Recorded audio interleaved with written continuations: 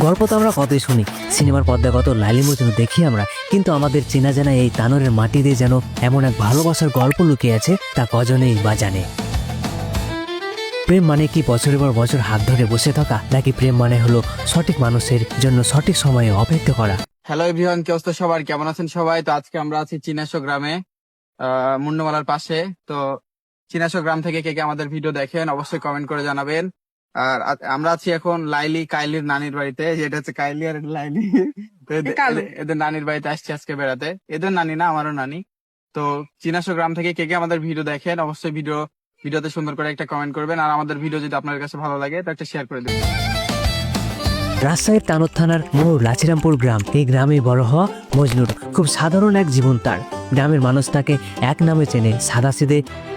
এই মানুষটির জীবনেও একটা বড় ঝড় বয়ে গিয়েছিল, কিন্তু ভাঙা মন নিয়ে বসে থাকা মজনু জানতো না বিধাতা তার জন্য অন্য কোনো এক গ্রামে অন্য কোনো এক ভাগ্য লিখে রেখেছেন।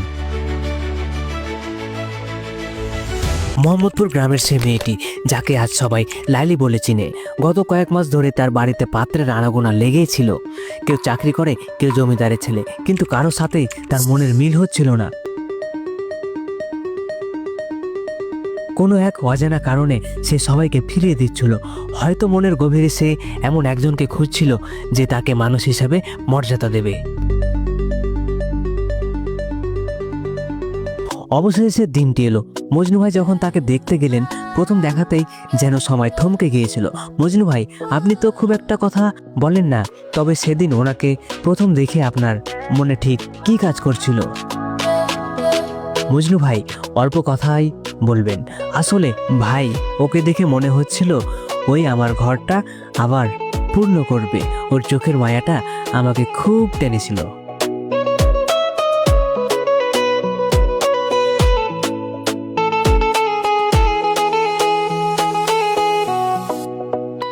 মানুষ বলে ভালোবাসা হতে বছর লাগে, কিন্তু এদের জন্য লেগেছিল মাত্র 7 দিন। 7 দিন কথা বলার পর তারা বুঝে গিয়েছিল তারা একে অপরের জন্য তৈরি।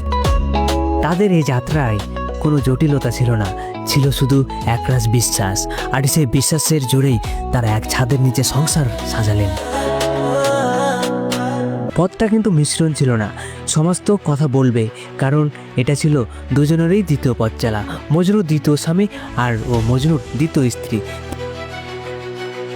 কিন্তু তানোরের মাটির মানুষগুলো প্রমাণ করেছেন বিগত জীবনের ক্ষত ভুলে ভালোবাসা দিয়ে নতুন ইতিহাস লেখা যায়। তারা আজ সুখী, তারা আজ একে অপরের গর্ব।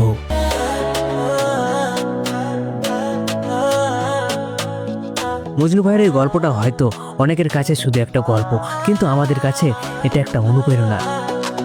আপনার চারপাশে কি এমন কোনো সত্যি গল্পের লাইলি মজনু আছে, কিংবা আপনার নিজের জীবনের কোনো গল্প যা আপনি পুরো পৃথিবীকে জানাতে চান? আপনিও কি আপনার জীবনের গল্প আমাদের মাধ্যমে সবাইকে শোনাতে চান? আপনার জীবনের অপ্রকাশিত ভালোবাসার সংগ্রাম কিংবা সফলতার গল্প আমাদের কাছে লিখে পাঠান, অথবা আমাদের সাথে যোগাযোগ করুন। আপনার কথা আমরা পৌঁছে দেব হাজার মানুষের হৃদয়ে।